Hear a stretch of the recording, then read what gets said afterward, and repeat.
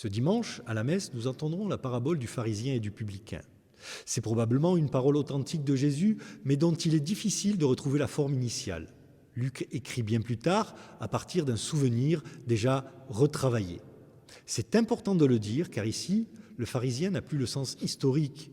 Il est devenu le croyant de l'Église primitive, sûr de lui, celui qui prie à côté du frère et se croit plus pur.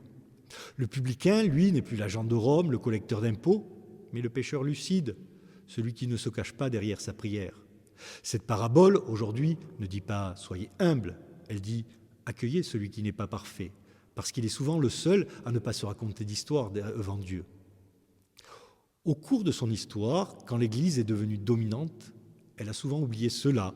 Elle a moralisé l'humilité et parfois même exclu le pécheur, au lieu de reconnaître en lui le frère en prière. Si le publicain sort justifié, c'est peut-être simplement parce qu'il n'a rien à justifier.